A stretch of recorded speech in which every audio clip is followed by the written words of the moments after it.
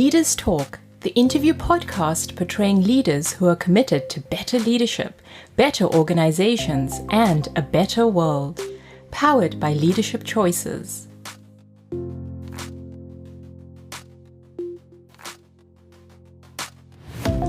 When I was living with my parents and I was 21, and I was actually quite ill. So I got diagnosed with a disease called chronic fatigue syndrome at the time, which has now been renamed ME.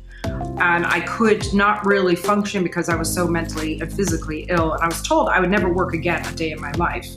And I remember again, it was my parents who came into my room and said, you need to pay rent. And when they told me I had to pay rent, I was quite shocked. And I was also quite hurt because I was ill and I was living in their house. But at the same time, I said, well, if that's going to be the way it is, I'm getting out of here.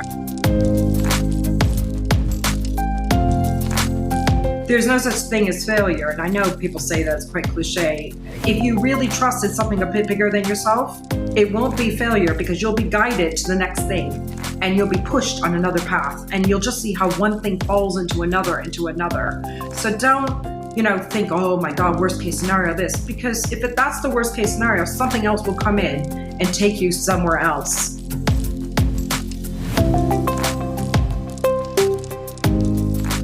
I'm not airy-fairy. I'm not someone who's talking about, mystical, magical fluff. I'm saying, I am telling you, the life I've lived has been guided by spiritual divine intervention to such a degree that I have really relied on it, and I've come out the other side. And I've come out in a way that is going to be, impressive to people one day. And they'll say, wow, her story. Oh, maybe I need to keep going. Maybe I need not to give up. Maybe I need to trust something a bit bigger than me.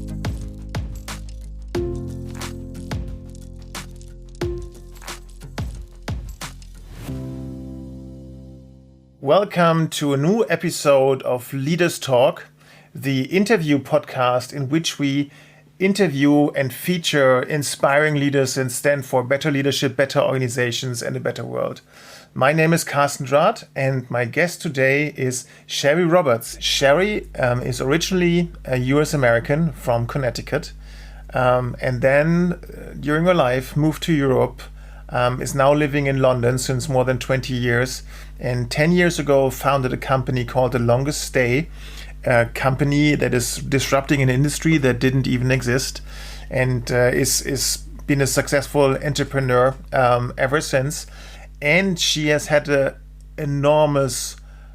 life full of enormous life challenges that are really impressive. And many people, including myself, would have probably said, wow, you know what? I'm not going to succeed here. I'm not going to carry on.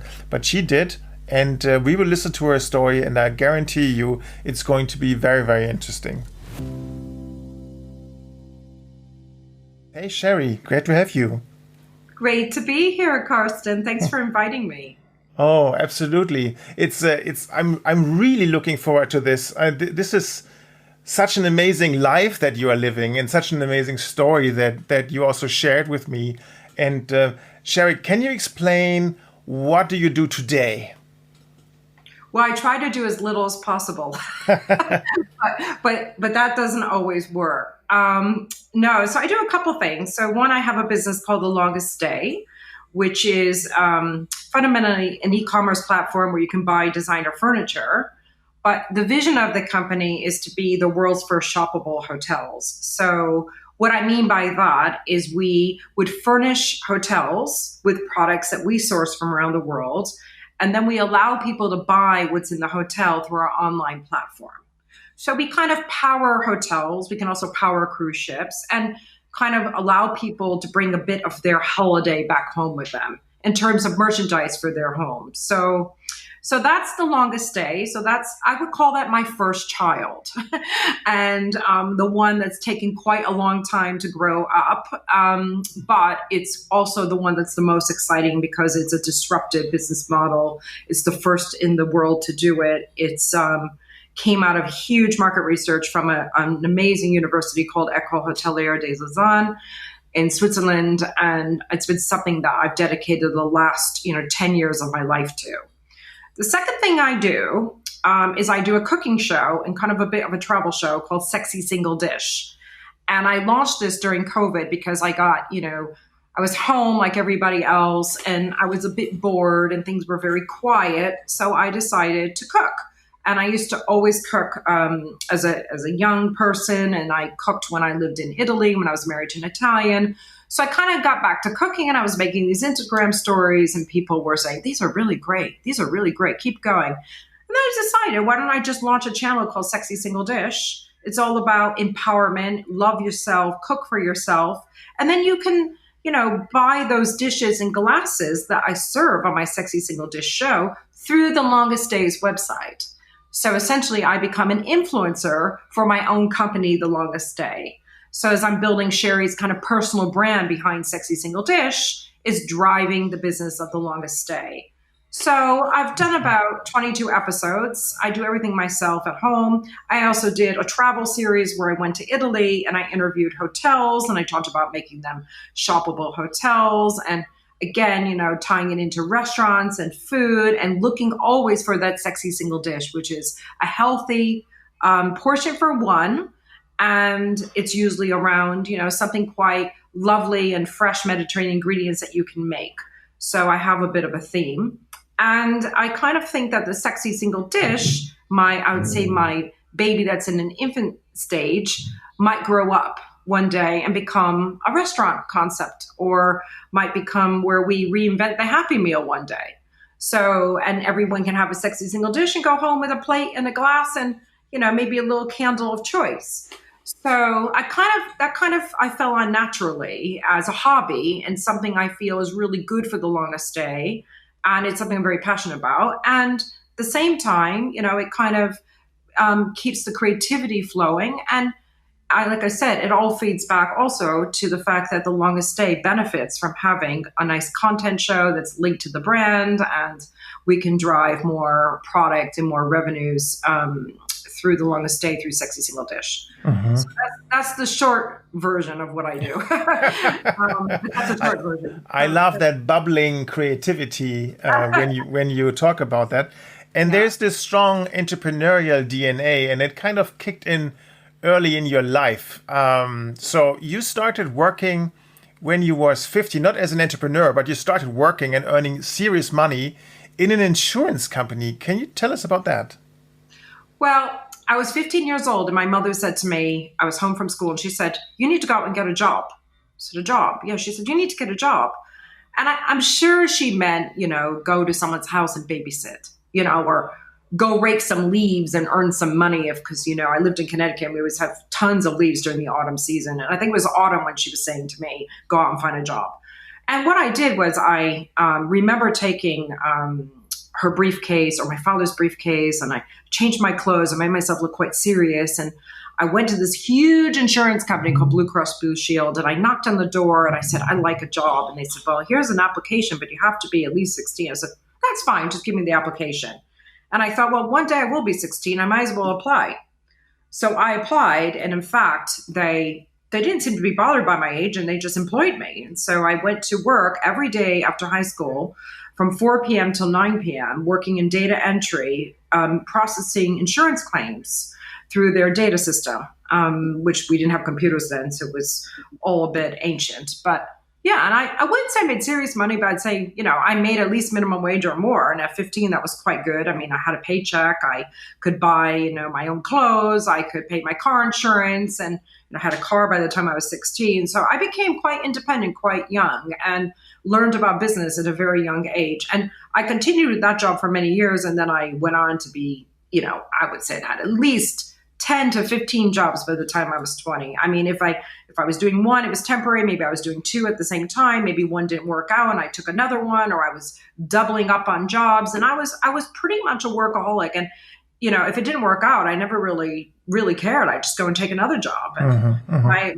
ambition was, make money, learn. And the first thing I did when I got to university is I turned my dorm room into a travel agency, and I started taking people on spring break. I created Sherry's Travel Company. And so I was never an academic, really, in that sense. I had a hard time concentrating in school. It was very difficult for me. And I had a learning disability called ADD, which I didn't discover until I was 21. So school was always a challenge. However, I knew I was smart and I knew I was hardworking. And eventually, I would find my way in my career, which is why I've landed where I've landed, because I've just never believed in giving up, pretty much. Mm-hmm. And this tremendous work ethics, I think they were also informed by your mother, I heard you say once. Can you tell us about that? A combination of my mother and my father. I mean, they were never ones to slack. My dad's ex-military. So when you have a military father, I mean, he's very much, about discipline and order and control, and everything has to be done a certain way. And we had a routine. I mean, there was a routine set up, and that routine made you understand that you didn't get a minute to downsize. I know downsize is not the right word, to have downtime, I should say. I mean, and my mother always worked. I mean, whether she was working in a school or then she went and got a job with the state, she always worked. My dad commuted at least an hour one way and an hour back every day. He was up at 6. He was always home by 6. So you saw this kind of routine of you're at work and you come home. You're not just goofing off or having time. We were always doing something. And Saturday you had your chores. Sunday you went to church. Sunday you spent time with your grandparents. Thursdays was grocery shopping day. And there was a very set routine. And I think when you grew up with a very set routine with very high work ethics, you then aren't really afraid to go and be free spirited, because you always think you'll land, So I would say their work ethic was there. For sure, that was a big influence. But I also had a lot of drive. I mean, I was born with drive. It didn't come from them. It came from me. Right. So I think, and also not being afraid, right? That there's this one story where you traveled to San Francisco, and there was one particular building that you found very beautiful. And what happened then, Sherry? Oh, I decided to sneak in the elevator. So I snuck in the elevator and I had my resume with me, and I rode the elevator up and down for hours. And then people would get in the elevator and get out and get in and get out. And finally I saw a gentleman, and I remember he had a Mont Blanc pen and he had a Rolex. And I said to him, you know what? I said, you must make a lot of money here. I mean, look at, I'm seeing what you have. I said, can I come work for you? And he said, well, send me your resume. And then I sent my resume to him. And I think it was like 6 interviews later, I was hired by AT&T.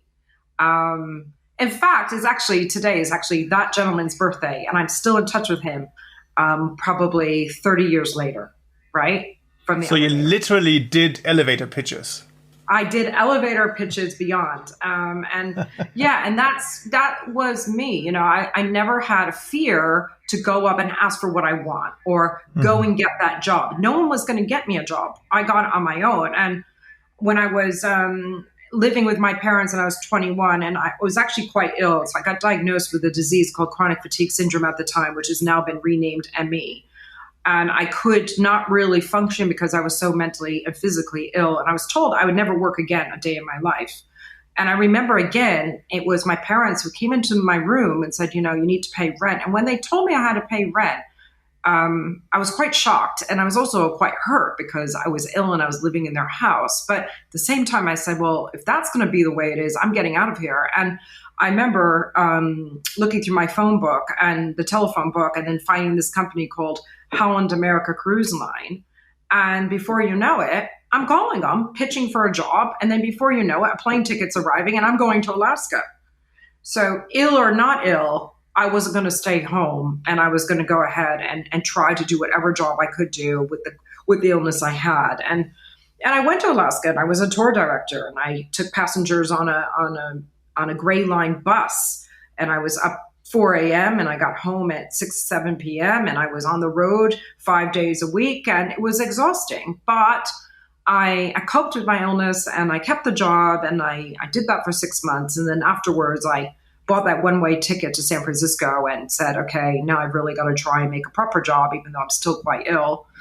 And ended up with the job with AT&T. And luckily, across the street was yoga, which I could walk into a yoga class. And in 1994, no one believed in yoga. And that yoga teacher helped rebuild my immune system.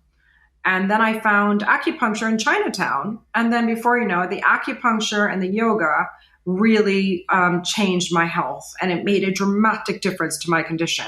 So So I could work and be quite successful at AT&T, but then make sure I go for acupuncture and yoga every other day to balance the relapses and to make sure I was still being productive. Wow. So everything I've done in my life, I've battled with ME. It's not a disease that goes away. It's a disease you learn to live with, and you learn to manage relapses. Wow. And that I've carried with me since I was 22 years old. So that's amazing. And then there was another life lesson. I mean, not that there were not enough life lessons already. You got offered a job at a new company selling a new product, and that product was called email. So what's that story about, Sherry? Well, I'm trying to. Okay, I think when I was living in when I was living in San Francisco working for AT&T, it was in the time of the .com, and it was just starting. And I just had this, great corporate job at AT&T, and I was their best salesperson. I was winning all the, the awards, and I was doing fantastically well. And I remember meeting this guy at a conference, and he said, "We have a company called Hotmail," and I said, "Oh." He said, "What's your name?" I said, "Sherry." He goes, "Oh, we're going to do it. Sherry@hotmail.com. Oh, okay, great. What's that? Try that out. It's called email." And then, I tried it out and we got in touch. He said, "Well, I'd really like you to join the team. There's only 4 of us, but we're in this little suite." And I said, "Well, I just started with AT&T, so I really don't want to just quit my corporate job I just got. It's a bit early, So I turned it down. And I suppose we all have those regrets where we say, God, if I joined, I would have made all this money. But to be honest, I don't have any regrets because the journey I did from AT&T took me to Germany and it took me to Europe, and my personal development being based in Europe for the last now 24 years, you couldn't throw enough money at me in my life to have given me those experiences and that enrichment and that education and that outlook on life. So I think it was a blessing I didn't make that money then, because I don't think I would have turned into the person I am today. So, it just made me realize that, you need to take risks in life. You do need to take those risks. But sometimes you just aren't aware of the opportunity right in front of you, Talking about risk, you then moved to Germany with your boyfriend and you lived illegally on a military base for a year. How come? Yeah. Because, I was madly in love with him at the time, but I wasn't convinced I wanted to marry him. I'd only known him for 3 months when I gave up everything and I moved to Germany. It wasn't that I'd been in this long-term relationship. I was just at AT&T. I was doing very well. I was even doing television. I was even hosting a TV show in the local community in San Francisco, which I really enjoyed, interviewing rock stars and artists. But I was lonely in San Francisco. Everyone I met was gay, and I couldn't have a date to save my life. And, you can have all that kind of success, but if your heart is lonely and you're missing having a companion in your life, you kind of think, is it really all worth it? And the funniest thing is I started to date one man from Germany, and then he was at Berkeley, and then he went back to Germany. And then I dated another man, and he was at school in Stanford, and then he went back to Berlin in Germany. And I thought, this is a pattern of these men coming into San Francisco, and then I'm dating them and they leave, And then the third guy came in and he was American. I thought, oh, thank God you're American. He was Japanese, Latvian, but he was American. And he was based in Oklahoma. And he said, and we started dating. And he happened to be in the U.S. military, which was like the thing I would never thought I'd be dating. But anyway, we all see a bit of our father in our partners. And I think that there was something along those lines because he was military. So anyway, fell madly in love with him in a very short period of time. And he asked me to marry him. And I said, no. And he said, but will you come to Germany? At least come to Germany with me. And I thought, well, if it doesn't work out with him, I've got at least 2 others to fall back on. So I said, how's this going to work? He goes, well, we'll just figure it out when you get there. And so I kind of gave it all up. I remember I packed my 1-bedroom flat in San Francisco and I said goodbye to my boss and I quit my TV show. I sold my car and I went, let's go. And we went to Frankfurt and I ended up in Darmstadt, and I wasn't his wife. See, so where did I belong? I belonged to the trunk of the car going in and out of the military base. Mm-hmm. I belonged, sneaking in the concern, or going, when people would come out of the grocery store, I would sneak in through the PX, PBX or whatever it was called. So, and I just did this for about a year, and then we moved off base and we got an apartment in Frankfurt. And then I started approaching my contacts in Germany, anyone I knew that could give me a job. And in the end, my contacts at AT&T introduced me to people at Management Arcor. And Herr Hulsman at the time, who was on the board of the company, met me and he said, well, you sold the internet. Why don't you help build it for us, here in Germany? Mm-hmm. So he gave me a job helping build internet products for the company, and which I did for many, many, many years. And I learned German, and my boyfriend, unfortunately, and I split after many years because he was in Kosovo and he came back with PTSD. And that was for me quite traumatic to live with and be with. And in the end, the relationship ended. Mm. And he went on to become an artist. So, of course, I'm very happy that he found his way. And in the end, he was always an artist, probably trapped in a military body. But yeah, that was another big growth time for me, learning another culture, another language. And he was in the war. He was in a conflict. And knowing that your partner could be killed at any moment in a conflict is also living on the edge of it, It is, absolutely. So that was, already a very, how should I say, fascinating, rough, on the edge kind of situation. Business-wise, you kind of moved on in your tech career or telecommunications career over to Bertelsmann, then over to Symbian, which later became Nokia. Yeah. And then at one point you met Giovanni.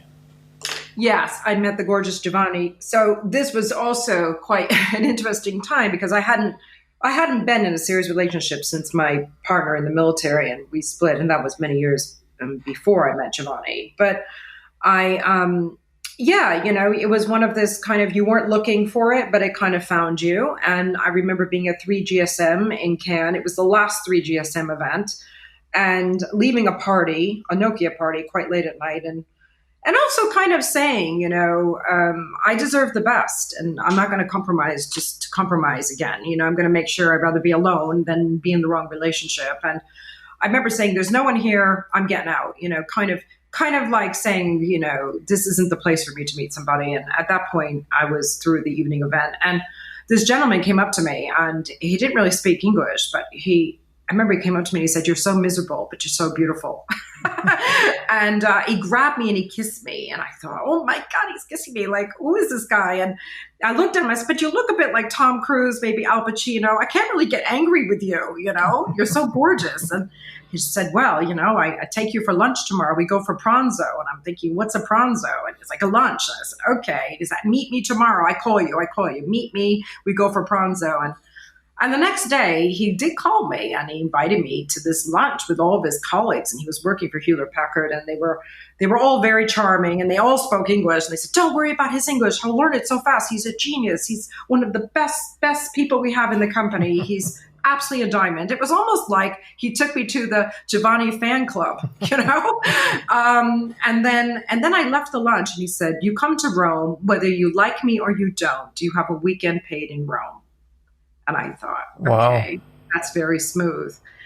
And then funny enough, I went to visit my parents in Florida, and I remember being around the dinner table, and them saying, well, you're 34 now, and for sure who you end up with will be divorced because all the good ones are taken. So you'll have to go and meet someone, that's already been around the block, probably at your age, and it was this kind of, typical, you're never going to meet anyone, blah, blah, blah attitude. And I said, well, what about this gentleman? I just met him. I said, he seems really nice. He's invited me to Rome. I'm going. And because of their attitude, I agreed to go meet Giovanni. And I got on that plane. My friends were like, but you don't know him. You don't know anything. I said, don't worry. I'm going to just give this one up to God. Literally, I'm trusting this in the higher power. Like, I'm going to go. And I went, and in fact, he put me in a beautiful 5-star hotel. He gave me a beautiful penthouse. He said, that is for you. And then he took me out for dinner, and he had a dictionary with him. And he said, with the dictionary, he literally went through every single page. And he said, you are the woman the rest of my life. I will marry you. Wow. And in fact, I was blown away because actually, even though I didn't know him, I know he was telling the truth. I knew that what he meant. And I knew he probably was the right guy. It was very interesting how I knew it. And then it took a couple years of commuting between Rome, London. I was working at Symbian at the time. They were super supportive of me seeing him. So they let me work from Italy a couple days a week and back and forth. And then, we got married and I quit Symbian and I went to Rome to live with my husband. And he said, my life purpose is to make you happy. What will make you happy is you being an entrepreneur. And coming from the south of Italy, that was quite unique because you'd think he'd say, let's have a family, let's have children. Mm-hmm. He wasn't that. He said, children not important for me. If you want children, we have children. You don't want children, you want to build a business, I've got your back. You'll be great at it. So that's what was so beautiful about the love story was you didn't have this, you had this romantic love, but you also had this belief in me that I had from no one in my life, but I had it from him. And it was just this, you're going to make it and you're going to be hugely successful and I'm going to back whatever you do. And that's what to me was remarkable. I mean, you don't really see that so often. And you don't really see that with men from the south of Italy, in fact, it's quite a traditional part of the world and traditional families. And so I was very blessed. Deeply blessed to have, which I call now my chief angel officer in my life. So he is in your spiritual supervisory board today, but we will come to that in a second. Oh, yeah. So, but then you still needed an idea to become an entrepreneur, right? I mean, how did that come about? Well, that's hard work coming up with an idea. Some people get lucky and they fall on an idea, and some people have to work at it. And I had to work at mine. I mean, my idea really wasn't an entrepreneurial idea. At first, it was just to build a hotel in Rome. I mean, there wasn't any boutique hotels, and I thought I'd come up with a boutique hotel. And because I dabbled in travel for a little bit, I thought, I can go back into tourism. That's the one thing that works in Rome is tourism. Don't try and do something with tech in this part of the world. Just try to do something in tourism. But, it was very obvious to me that I didn't know anything about the hotel business. So, I decided to apply to École Hôtelière de Lausanne and talk to them about my project because I knew they were the best hotel school in the world. I mean, I had met members of EHL that had graduated on my honeymoon in Bali at the Amin Resort, and I thought they were superb.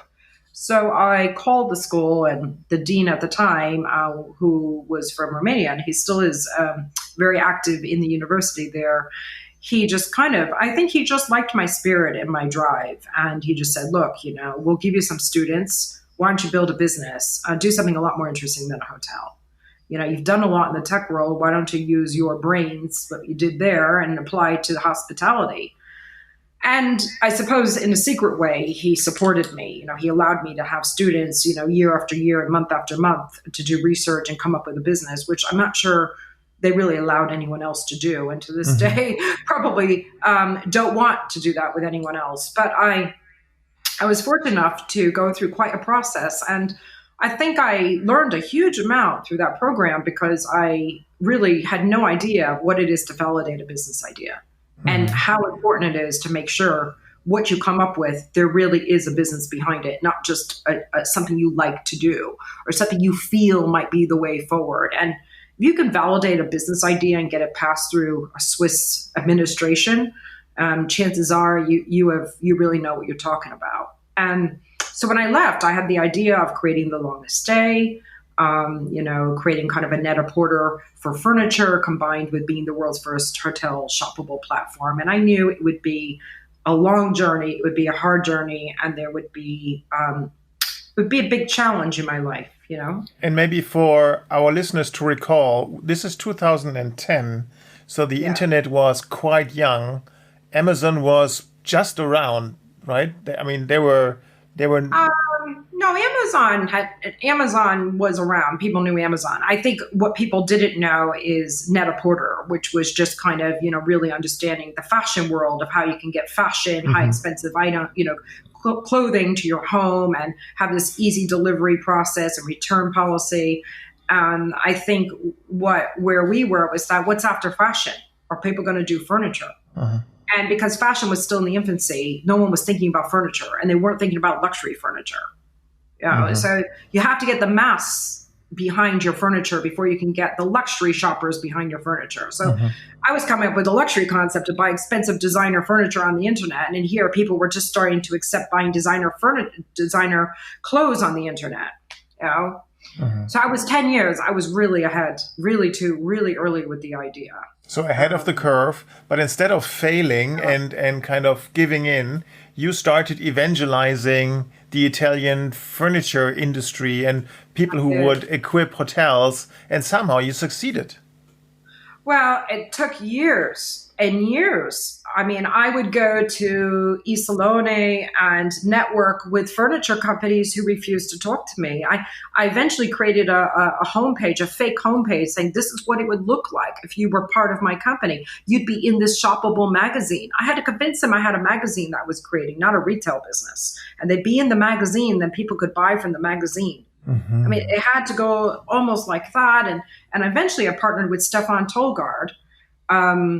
Thank God him and I teamed up. And he's a very, very good interior designer here in London. And he brought in a lot of those brands under his name. And then we tried to retail them together. And he's the one I did my first photo shoots with. And gave me a lot of credibility. And he helped me kind of get the business off the ground, so to speak. And then once I got him and got these brands, I could attract other brands and other brands and other brands. And before you knew it, I had 100 or 200 brands over the course of 3 or 4 years participating on my platform. But the revenue wasn't there. And you needed a lot of money in marketing to educate the world about buying luxury furniture on the internet. And my biggest problem was if I took too much money from the wrong person, I didn't get the sales, I would have no business. And I kind of was hoping that a bigger player would come in and open it up at their expense, and I could just kind of ride their wave. And it wasn't important I was the first to market. It was important that I was at the right time to market. And Made.com raised a huge amount of money, and I know Brett Hoberman was behind it, and they basically created an industry, created the movement to buy furniture on the internet. And even if it was, kind of wannabe designer furniture made in China, they still created it, and people were getting comfortable buying furniture on the internet. And so then you saw more and more e-commerce players entering, and more high-end e-commerce players trying to do furniture. And many of them were making a mess and many of them went under. Either they did flash sales, but didn't really work, or they didn't have a great brand name. They couldn't build the right brand. They had too many overheads. And I know Houseology, filed bankruptcy not that long ago, and then someone else came in and picked them up for peanuts and trying to recreate the brand. So there's been a lot of people making a mess in this sector. I just stayed low. I bootstrapped the company. I took, bits and pieces of money when I could get it from different kind of angel investors, riding the wave. And about a year ago, we launched a new website, and we got our first hotel projects on board. And one was going to be starting now in Croatia. It was going to be a huge project, and we still have won the project. It's just on hold with COVID. But that, is looking at doing, 200-300 room hotels, making them all shoppable, allowing people to buy what's in those rooms online. And yeah, I would say that if it weren't for COVID, I would have already had that project, up and running by now. But the point is that we're at the stage now where we will be getting those projects, and e-commerce now in the home sector is taking off like mad. It is absolutely flying now. What I find interesting, Sherry, is how you look at the competition at that point in time as actually more positive, because it creates a movement, it opens doors, and it attracts attention. And that is something that helped you also grow and attract the first angel investor back in 2012, right? Yeah. So no, I thought everyone's look at the competitor. Yeah, look, exactly. I'm glad, there's someone else doing it. I remember going to Nick Jones at Soho House saying, do you want to invest? And this was like in 2013 maybe or something. And he said, no, come do it for me. I think it's a great idea. Come do it for Soho House. I've always wanted to sell what's in Soho House rooms. I said, no, because it's not a $1 billion concept. You're trying to just retail what's in a few of your properties. I want to be the engine that retails everything in all properties around the world. I want to be platform agnostic, And I left, and he in fact launched Soho Home. He built his own home brand for his properties. And, it just, to me, people say, how do you feel about that? I say, great. It just tells me that someone went off and tried to do it for themselves. And again, it's not a scalable business. I mean, he might be making, some money in selling what he sells in his properties, but he's limited to his properties. I can go ahead and power any hotel that comes to me and wants to become shoppable.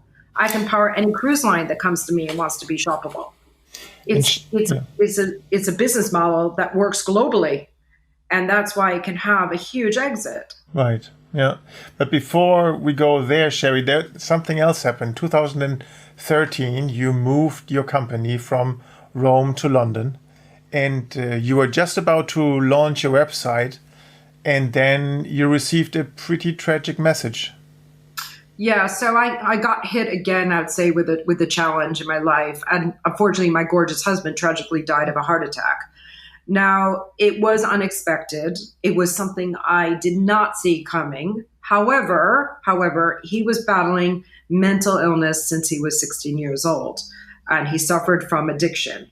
Now, that was not something I knew about when I married him. And that was not something I knew about for 5 or 6 years into my marriage that I knew about, because he was a highly functioning addict. And I want to make this very clear to people that know anyone with addiction. If they're highly functioning, it doesn't mean that you know there's a problem, because they're so clever that they can do or take or whatever and completely hide it. And sadly, my husband really thought he had his addiction under control, and it was an addiction to heroin and other hard drugs. And I think he thought taking things like methadone would calm his problem down and he could hide it. But eventually it catches up with you. And I discovered it, I think it was year 6 into our relationship, and watched him battle it in a terrible way. And he went to rehabs and he went to therapies and he tried, whatever he could. And while he was going through all this, and I was going through all this with him, and let me tell you, I never mentioned it to anyone really, because 1, I want to protect his problem and his personal issues, and 2, I didn't want to be judged, and 3, I also was focused on building a business, which I thought if my business was going to become very successful, we could then go to London, and then maybe he could have different kind of treatment and a different lifestyle and a different place where maybe the problems in Rome wouldn't follow him. I mean, some might say it's a bit naive, but I thought if he's at least not, in Rome around the same people that could be easily giving him what he's requesting, and maybe he was more in an area in a different environment, it could help. But so my goal was to get my business funded and off the ground so that we could relocate back to London. And that was my mission. And so it was a very tragic thing to learn that, when he left rehab 2 days later, that he overdosed on drugs, and we were scheduled to move to London on that Monday. It was almost like it just stopped right before my next phase of life was about to begin.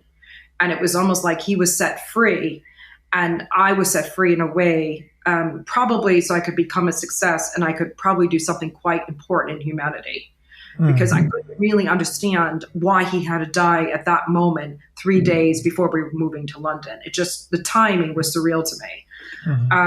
And I think I made, I really did accept that that's why he died. He died because he wasn't going to get any better. And he was better off free from his mental illness than living with it daily.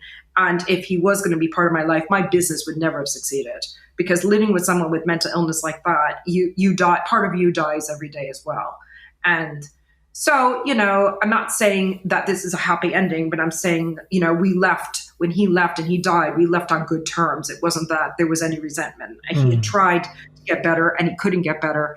And part of that also reason I blame was the Italian medical system, who I feel has a real way of pumping you up with a bunch of pharmaceutical drugs and thinking that's going to stop an addiction, which it does not.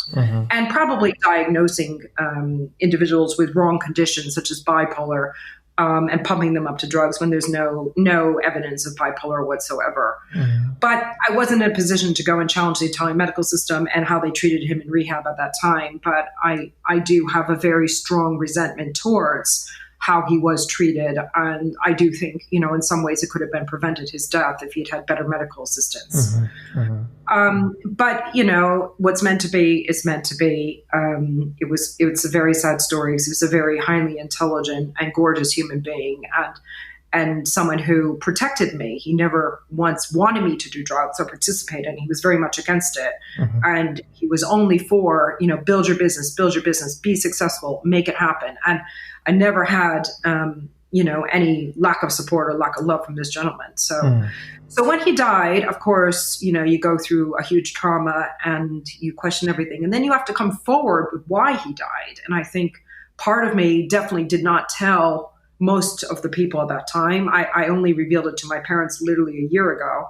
And it was something, you have to come to terms with that is actually what happened. Mm-hmm. And you don't really want to admit that that's what happened, but that is what happened. But once you accept it and you realize so many other people know people with addiction, they struggle with it all the time. Mm-hmm. And you make a difference by talking about your story. You help people and then that helps heal you. So it's important to be open about these things. I don't think there's any point of me hiding what it is. And it's made me a very strong character. But as a result of him dying that way, I think he decided, because I do believe in life after death, and I can give 100 other talks about that. I think he decided to become my chief angel officer. And he made a point of saying, I couldn't be there for her on earth, but I'm sure as hell going to be with her now and do whatever I can in spirit to make sure she gets the success she deserves. So he is still around. Oh my God, every day. It's like, I can tell you so many stories of the presence of Giovanni. I mean, he was with me last week. I mean, I must have seen his car that he used to drive 6 times last week. And I knew why he was doing that. I knew exactly why he was doing that because I was about to meet someone very important for my business last week.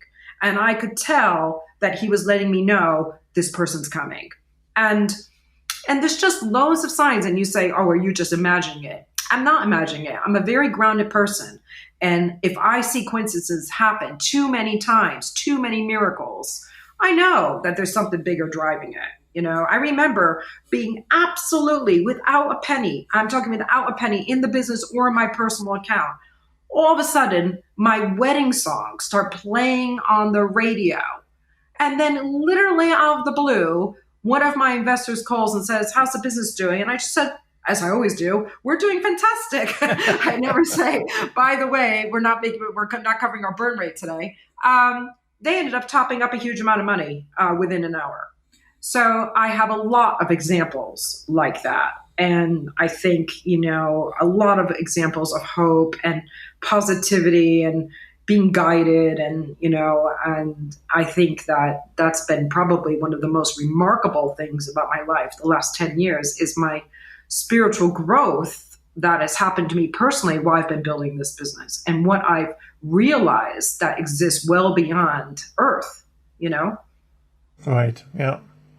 Wow. That's an amazing story. It's really fascinating. And you kind of build that and you build your own growth, your own spiritual growth, your own business growth as a human being at the same time.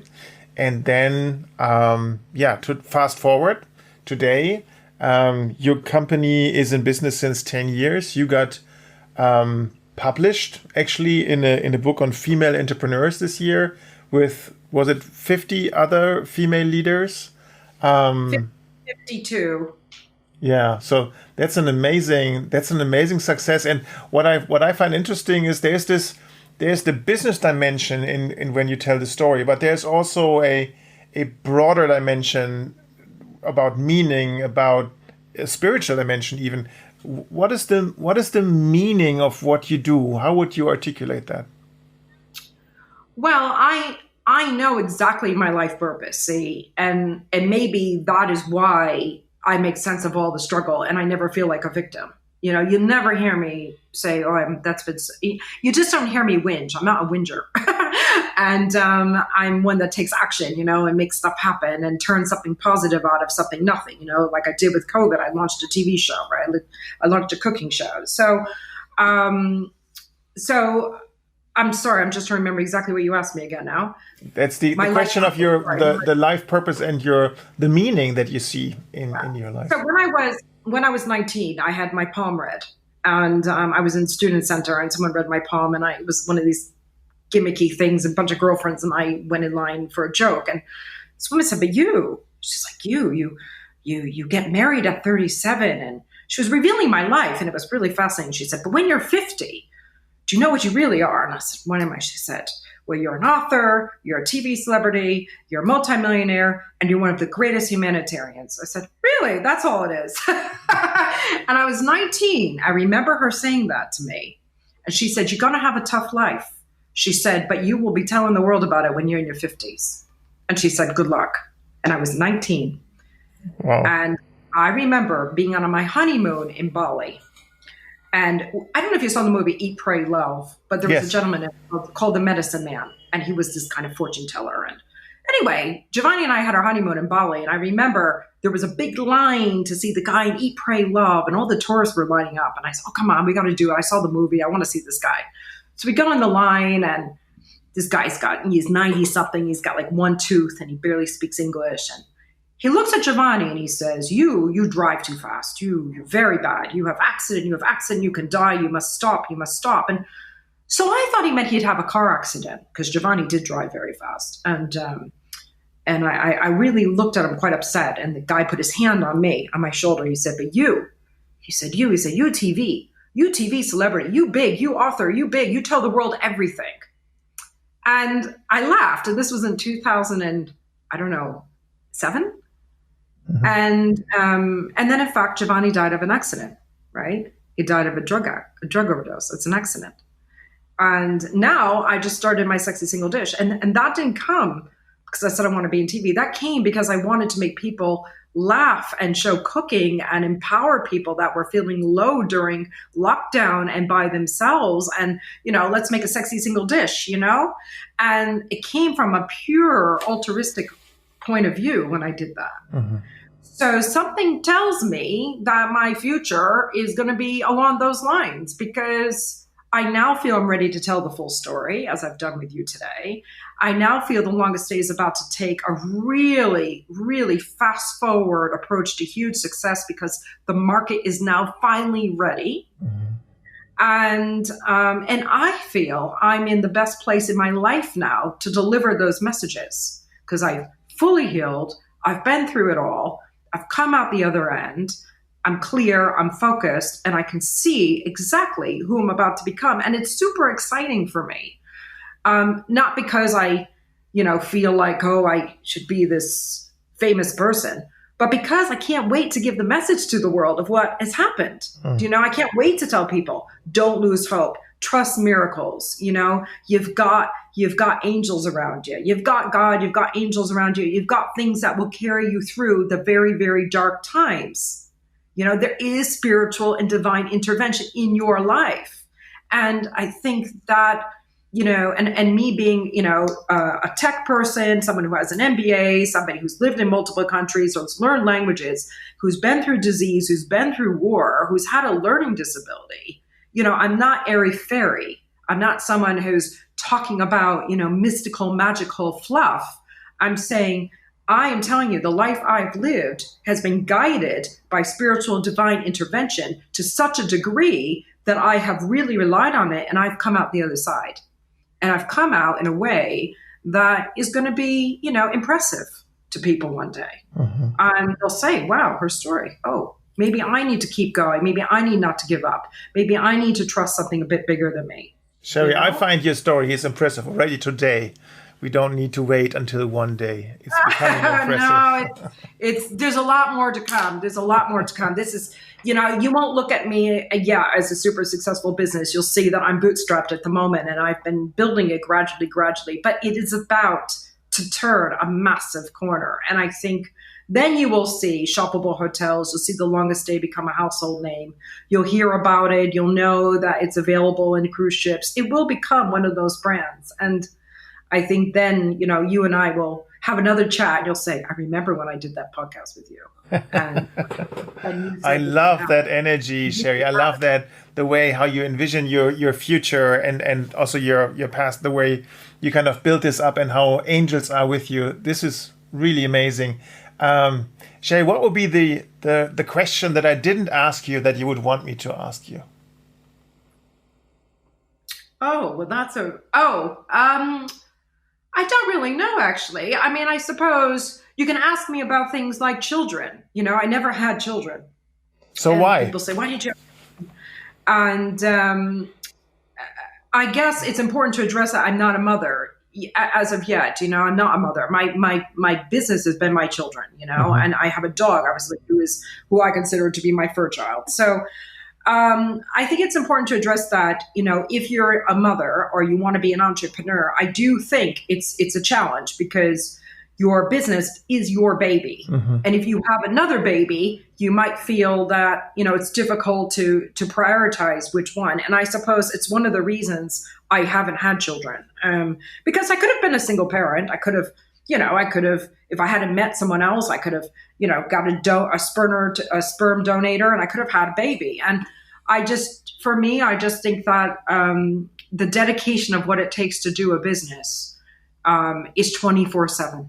And it is 24/7. And I'm one of the only female founders that I know that is the only director, is not in a partnership, and doing this way. And it's not to say that a miracle wouldn't happen and I wouldn't find myself in a relationship pregnant one day. And you know what? My life is so crazy. I could actually see that happening. I'd be one of those women who now turns 52, who miraculously gets a baby, and it'll be just when I sell my company, it'll be something like that. So I never rule out being a mother. I still think it would be an amazing experience. I just think that my priority has been my business, and I don't think there was an ounce in me left for anything else. That's just the honest truth. It's probably the only question you could ask me that I felt is worth addressing. Thank you for sharing that with us, Sherry. That was really, really inspirational. And I think all people that listen to that and wonder, is this something that I could do? Is this something that I should do? What if it doesn't work? I mean, your life and the decisions that you made in your life are really a source of inspiration with regards to taking risks, taking a leap of faith, trying out the unknown, leaving your comfort zone. All that paradigms, you kind of combine that in one. And I wish you all the best of luck and success for your business and for the other part of your growth, Sherry. Thank you very much. And if I can just add one last point to that, there's no such thing as failure. And I know people say that it's quite cliche. If you really trusted something a bit bigger than yourself, it won't be failure, because you'll be guided to the next thing. And you'll be pushed on another path, and you'll just see how one thing falls into another. So don't, think, oh my God, worst case scenario this, because if that's the worst case scenario, something else will come in and take you somewhere else. You just have to have faith. And if you trust faith, you will find your way through any business situation whatsoever. Even if it means you close it and you start something else, you will be guided. So I don't believe in failure. I just believe that you just got to have faith, and you got to just have guts. That's a perfect closure, I would say, Sherry. So thank you so much. And let's stay in touch and talk again in a couple of years. Of course. Can't wait. All right. Thanks, Sherry. Thanks very much. And what have you learned, Carsten? Well, Sherry is certainly a very, very powerful and high-spirited woman, high energy, very inspiring person. She has a lot of energy that she radiates that is infectious, I would say, where kind of you get into a very kind of positive mood, and there's this huge belief which I find really interesting, and there's a lot of depth in her, lessons, in her life lessons, which I find really amazing. And she made tough choices in her life, that's absolutely clear, but I think the way she talks about it and the vulnerability, I think that is really, really admirable. So that's something that I definitely learned, and very interesting person to follow, fascinating. So yeah, glad we had Sherry on the show. And what else is new at Leadership Choices? There is so many great things going on at Leadership Choices. We have announced a new head of quality, Doris van de Zandt. We have a new conference coming up. We have a new leadership team for our Academy of Choices, which is kind of our open enrollment format where we help leaders to grow in their role as leaders, and the way they think about themselves, and they see themselves, the action logics that kind of drives them. So very, very excited about this. in November 25, we have our next conference, the OpenLC University, where we talk about how company prepare their leaders and their organizations for the future. And there's a lot more exciting stuff to come. So stay tuned and follow us on LinkedIn. This was an episode of Leaders Talk, the interview podcast portraying leaders who are committed to better leadership, better organizations, and a better world, powered by Leadership Choices. If you want to give us feedback, please send an email to leaderstalk@leadership-choices.com. Thank you for listening.